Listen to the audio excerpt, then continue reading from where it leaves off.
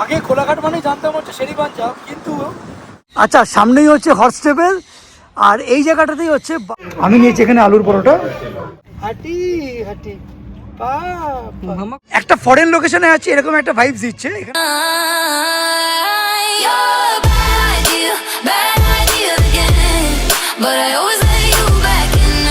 Very good morning to everyone. আজকে হচ্ছে 28শে ফেব্রুয়ারি 2026। তো নতুন গাড়িটা কেনার পর থেকে এখনো পর্যন্ত সেভাবে লং রাইড কিছু করতে পারিনি। লাস্ট কিছুদিন ধরে শুধু চিন্তা করছি কোথায় যাওয়া যায় মা প্রিয়া মেয়েদেরকে নিয়ে। আজকে মেনলি যাচ্ছি হচ্ছে আমরা কোলাঘাটে। ঐশী,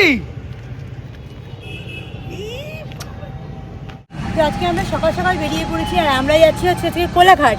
কি করতে যাবো কোলাঘাটে? আমরা কোলাঘাটে যাচ্ছি আমরা ব্রেকফাস্ট করতে। অ্যাকচুয়ালি কিন্তু আমি বলে পিছন ফিরে দেখছিলাম, কারণ ওর মা কিছুই জানে না, কারণ অরিবার ওর মাকে বলেছে ব্যারাকপুরে গঙ্গাধারে নিয়ে যাবে। হ্যাঁ, কেন আমি এইটুকু জানি, আমি যদি এক্ষুনি বলি কোলাঘাট বা কৃষ্ণনগর ওই সাইডে, মা আমায় গাড়ি নিয়ে বের করতেই দেবে না। মা বাবা এরকমই একদম। ব্যারাকপুরে যাবে ব্রেকফাস্ট করতে, কোলাঘাটে যাবে প্ল্যানও ছিল, রাত্রিবেলা কাজে চেঞ্জ করে কোলাঘাট করা হয়েছে। হ্যাঁ, মা এখনো পর্যন্ত আমাদের টয়োটা করোলা গাড়িটা চড়েনি, আজকে চড়বে। না গাড়ি দেখেছে, গাড়ি মা এখনো পর্যন্ত গাড়ি চড়েনি। এখন এক্সাক্ট ঠিক সকাল 7টা বাজে। এই মুহূর্তে আমরা জাস্ট এখন মধ্যমগ্রাম স্টারমলের এখান থেকে ক্রস করছি। তো আজকের মেনলি গন্তব্য হচ্ছে কোলাঘাটে শেরি পাঞ্জাবে। শেরি পাঞ্জাব বহু বছর পর আজকে যাচ্ছি ওখানে। আর আজকের আমাদের কোলাঘাট যাওয়ার যে রুটটা হবে একদম ডানলপ ব্রিজ হয়ে দক্ষিণেশ্বর হয়ে সোজা একদম কোলাঘাট। বেলঘড়িয়া এক্সপ্রেস ওয়ে যে রাস্তাটা এখন চলছে, মানে একবার পুরো কমপ্লিট হয়ে গেলে না পুরো বাটার স্মুথ হয়ে যাবে একদম।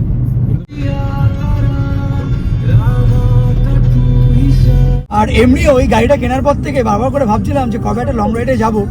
ফাইনালি আজকে সেই দিনটা, যাচ্ছি, খাওয়া দাওয়া করবো, মস্তি মস্তি করে চলে আসবো বাড়ি একদম। এটা হচ্ছে সেই দক্ষিণেশ্বরের ব্রিজ। তো NH 16 এখন উঠে গেছি। আর রাস্তা সে দুদিকে দুটো ভাগ হয়ে যাচ্ছে, একটা দিল্লি একটা খড়গপুর। আমাদের কিন্তু খড়গপুরের রাস্তাটা কিন্তু ধরতে হবে।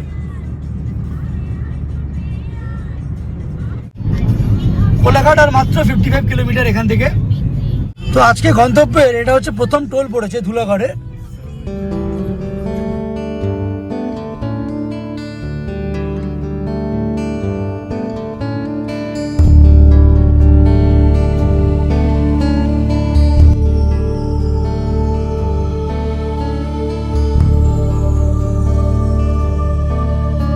আগে কোলাঘাট মানে জানতাম হচ্ছে শেরি পাঞ্জাব, কিন্তু ইদানিং বেশ কিছু বছরে কোলাঘাটে এত দোকান হয়ে গেছে খাবারের, তবুও শেরি পাঞ্জাবই থাকবে।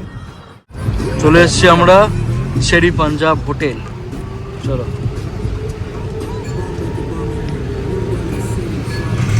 কতটা বড় এরিয়া করেছে ভাই।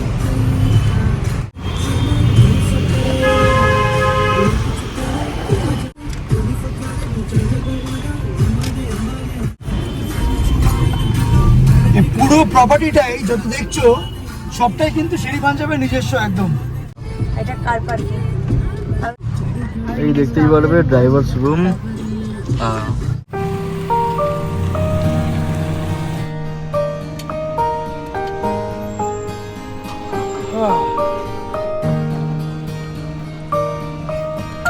আচ্ছা, ওই দিকটা হচ্ছে পার্কিং আছে, পার্কিং এর থেকে এই দিকটা এই যে বিল্ডিংটা আছে না, এটা হচ্ছে বার কাম রেস্টুরেন্ট করছে, এখন এটা কমপ্লিট হয়নি। শেরি পাঞ্জাবে আমি লাস্ট এসেছিলাম 2017 কি 18 সালে। এত চেঞ্জ হয়ে গেছে। আচ্ছা, এই গাছগুলো এক্স্যাক্টলি কি গাছ আমার অত আইডিয়া নেই, কিন্তু না একটা ফরেন লোকেশনে আছে এরকম একটা ভাইবস দিচ্ছে। এখানে ছোট ছোট বেঞ্চ আছে এখানে বসার জন্য, এখানে একটা শেড মতো করা আছে, এখানটা তোমরা বসে রেস্ট ফেস্ট নিতে পারবে। শুধু তাই নয়, এটা হচ্ছে অনলি ফর ফ্যামিলি, আর লেখা আছে ওখানে পেটস নট অ্যালাউড। দারুণ জায়গাটা, দারুণ করেছে, দারুণ। কফি ওয়ার্ল্ড ক্রিম অ্যান্ড ফাজ, এটা বোধহয় কোনো ফ্র্যাঞ্চাইজি নিয়েছে ওদের এই কম্পাউন্ডের মধ্যে। আর এটা হচ্ছে পুরো একদম হোটেল আছে, এটা পুরো রেডি একদম শেরি পাঞ্জাব মানে থাকার হোটেল অ্যাকচুয়ালি।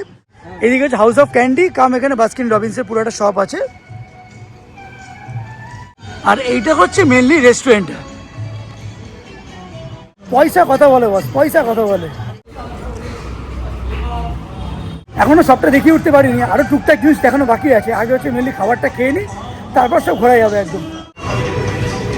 তোমরা চাইলে এখানে বাইরের জায়গাটাতে তোমরা বসতে পারবে। তো এখন সকাল 10টা বাজে। তো আমরা ভিতরে এসে যে যার মতো করে অর্ডার সব দিয়ে নিয়েছি। তো দাদা এখানে আর এই গাড়িতে একেবারে বমি করেছে, একেবারে খচ খচ, নাক দিয়ে বমি করেছে, মুখ দিয়ে বমি করেছে। এখানে তরকারি দিয়েছে, পেঁয়াজ এরকম থাকে ওটা দিয়েছে। আমি নিয়েছি এখানে আলুর পরোটা, একটা চাট মানে আচার দিয়েছে, এই দেখতেই পারবো আচারটা। আচার আচার আচারের কথাই খুব মনে হয়, আচার কথা। এখানে আলুর একটা তরকারি দিয়েছে, আলু আছে, কড়াইশুঁটি আছে। আলু পরোটাটা সত্যি দারুণ করেছে, যেমন আচারের টেস্টটা তেমন হচ্ছে তরকারির টেস্টটা। ওর দাবিটা হচ্ছে অন্যরকম দাবি। সাইড থেকে উকি মারছে। তো আমি এখানে নিয়েছি বাটার মশলা ধোসা। তো এখানে ধোসা রয়েছে, আর এখানে সাম্বার, হোয়াইট চাটনি, আর এটা টমেটোর একটা চাটনি রয়েছে। আর মা এখানে নিয়েছে ছোলা বাটোরা। বাটোরের সাইজগুলো কিন্তু বেশ বড় একদম। This is called chicken cheese pizza sandwich. আরে ভাই, আমি মানছি এটা ইংলিশ ব্রেকফাস্ট, বাংলায় কথা বল, ইংলিশ। এর হচ্ছে চিকেন চিজ স্যান্ডউইচ। খেয়ে দেখা যায় কিরকম লাগে। এখানে চিজ পুরো একদম ভরে ভরে দিয়েছে, চিকেন এবার ভরে ভরে দিয়েছে, ব্যাপক খেয়ে যাবে। সেরা ভাই স্যান্ডউইচটা একবার খেয়েই দেখি, ও যখন বলছে ব্যাপক টেস্ট। আমার স্যান্ডউইচ চিকেন পুরো লোডেড, চিজ লোডেড।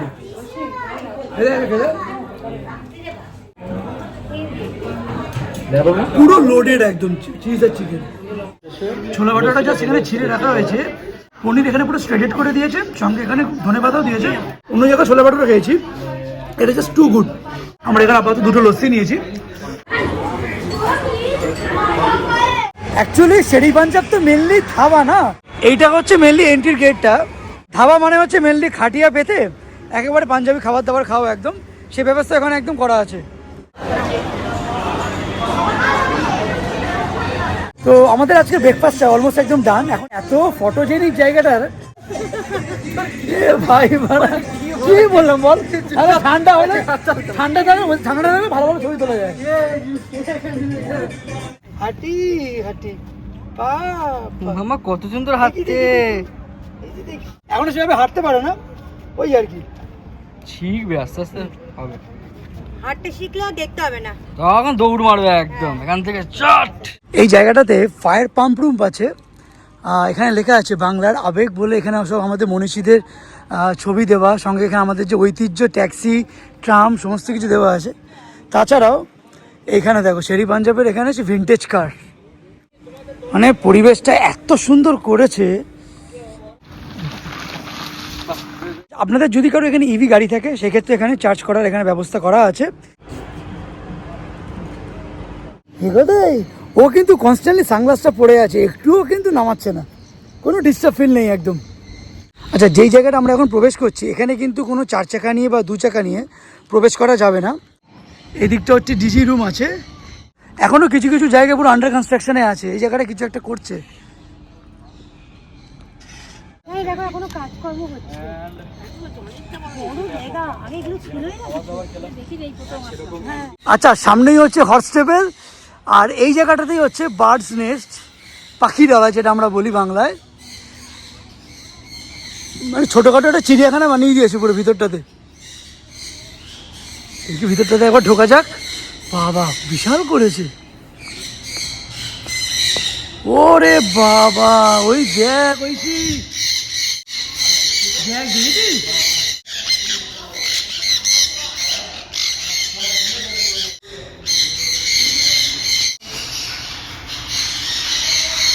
মানে খাঁচার মধ্যে তো ক্যামেরা বোঝানো যাচ্ছে না, কিন্তু কালারটা দুর্দান্ত কালার।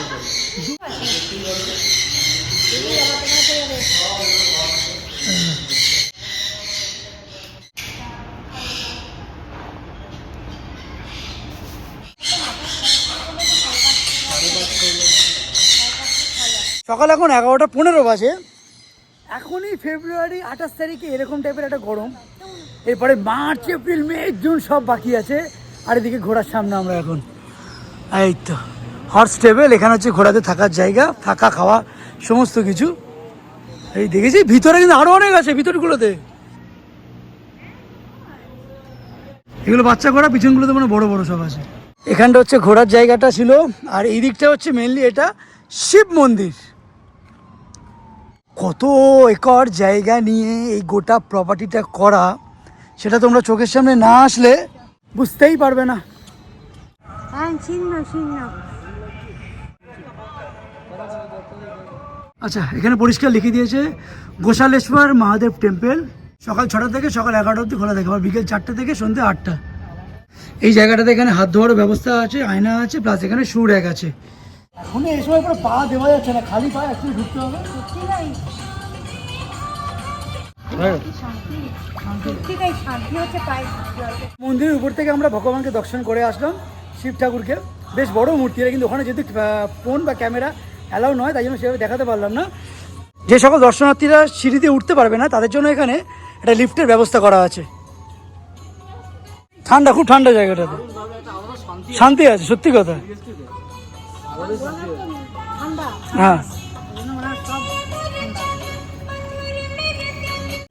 বুলবুল পাখি ময়নাটিয়ে আয়না যায় না গান শুনিয়ে।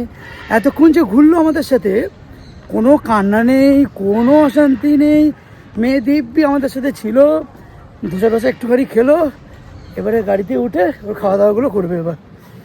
Try to break us, but we won't back down. Destroy us, we'll always be around. Loud sound, big missile jumping from the clouds. Watch your step in this torn up town. তো আমরা এখন প্রপার্টিটা ছেড়ে এখন বেরিয়ে যাচ্ছি। For you to come back home soon. The family's missing you. Lost now, but we see. আজকে বারাসাত থেকে কোলাঘাটে আসার পথে প্রায় নিয়ার অ্যাবাউট 40 মিনিটস মধ্যে পুরো জ্যামে ছিলাম, যে গাড়ি আর এগোচ্ছেই না। আর এখন রাস্তাটা আপাতত ভালো পাচ্ছি, ও গাড়ি করে টেনে দেওয়া যাবে একদম।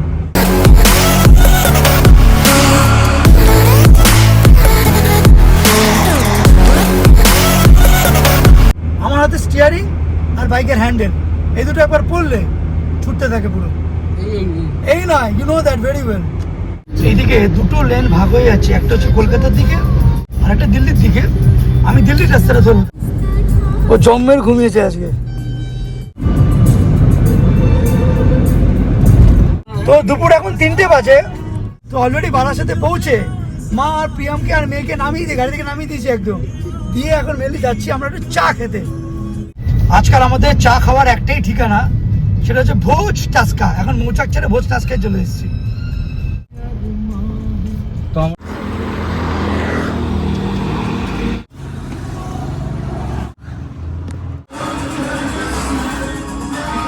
এদের চা নোটা খুব ভালো করে।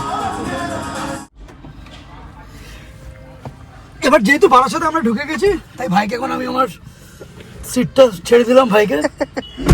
ভাই আজকে অনেকক্ষণ ধরে বলে দাদা আমাকে চালাতে চালাতে, কিন্তু যেহেতু হাইওয়ে বলে ওই জন্য ভাইকে ছাড়তে মানে ভাইকে আমার জায়গাটা ছাড়তে ঠিক পারিনি। কি বলে কে জানে, ভগবান যায় বুঝি না। ও বলছে নাকি আমার সাহস লাগে না। আমি ভাই তুই জানিস মারাত্মক চালাই, আমি সেই লেভেলের চালাই। তুই কিন্তু আমাকে বলেছিলিস যে সত্যি কথা চাপ এনএস 12 হ্যাঁ, এটা ঠিক কথা, অবশ্যই লরির রাস্তা। ভাই খুব সুন্দর গাড়ি চালাচ্ছে। তো আমি এখন টেক ওভার করে নিচ্ছি দাদার থেকে বারাসাতে এসে। তো এখন পুরোটা আমিই নিয়ে যাবো গ্যারেজ অব্দি, ঠিক আছে? আমার শুধু মাথার মধ্যে এইটা ঘুরছে, আমাদের তো দোতলা বাড়ি বারাসাতের বাড়িটা, এবার উপরতলাতে পুরো ছাদ, এ গরম পড়লে কি লেভেলের চাপ ভাই। এটা পুরো চৌচির একদম, যতই এসি চলুক ঘর আর ঠান্ডা হতে চায় না একদম।